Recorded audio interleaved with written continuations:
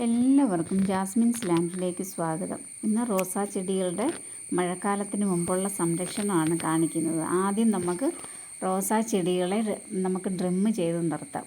എല്ലാം ഇത് കട്ട് ചെയ്ത് പൊക്കമൊക്കെ കുറച്ച് നമുക്ക് നിർത്താം. മഴ വരുമല്ലേ, മഴ വരുമ്പോഴേക്കും ഇത് നല്ല ആർത്തലച്ചായിരിക്കും വളരുന്നത്. നമുക്ക് ആദ്യത്തെ സ്റ്റെപ്പ് അത് ചെയ്യാം. കാരണം ഞാനിത് ചെയ്തതുകൊണ്ട് ഞാൻ ആ വീഡിയോ എടുത്തില്ലായിരുന്നു. ഞാൻ ചെടികളെല്ലാം ഡ്രിം ചെയ്ത് നിർത്തിയതാണ്. പക്ഷേ മഴ ഇടയ്ക്ക് പെയ്തതുകൊണ്ട് നല്ലപോലെ പെട്ടെന്ന് അങ്ങോട്ട് ആർത്തലച്ച് വളരുകയാണ് ചെയ്തത്. എല്ലാ കളറ് റോസയും എൻ്റെ അടുക്കലുണ്ട്. ഇതെല്ലാം വളരെ പൊക്കത്തിൽ നിന്നതായിരുന്നേ. അപ്പം ഞാനതെല്ലാം ഡ്രിം ചെയ്ത് നിർത്തിയതാണ്.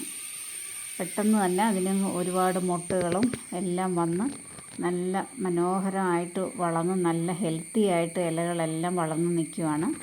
അപ്പം ഞാൻ മഴക്കാലത്തിന് മുമ്പ് ചെയ്യുന്ന എൻ്റെ റോസാ ചെടിക്ക് ചെയ്യുന്ന വളങ്ങളും അതിൻ്റെ കെയറിങ്ങും ഒക്കെയാണ് ഞാനിപ്പോൾ കാണിക്കുന്നത്. അതിൻ്റെ ആദ്യത്തെ സ്റ്റെപ്പാണ് കാണിക്കുന്നത്. കണ്ടോ, എല്ലാത്തിലും ഞാനിതെല്ലാം ഡ്രിം ചെയ്ത് നിർത്തിയതാണ്. അതിലെല്ലാം പെട്ടെന്ന് തന്നെ പൂക്കളും എല്ലാം വന്ന് കണ്ടോ.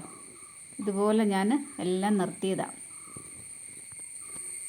നമുക്ക് ആദ്യം ചെയ്യേണ്ടതെന്ന് വെച്ചാൽ നമുക്ക് മുട്ടത്തോട് ഒരുപാട് പൊടിക്കണ്ട, ഒരു തരിതരിപ്പോടുകൂടി പൊടിച്ച് നമുക്കതിൽ ഒരു സ്പൂണ് മഞ്ഞൾപ്പൊടിയും കൂടെ ചേർത്ത് നമ്മൾ റോസാ ചെടിക്ക് ഇട്ട് കൊടുക്കുകയാണെങ്കിൽ അത് വളരെ നല്ലതാണ്.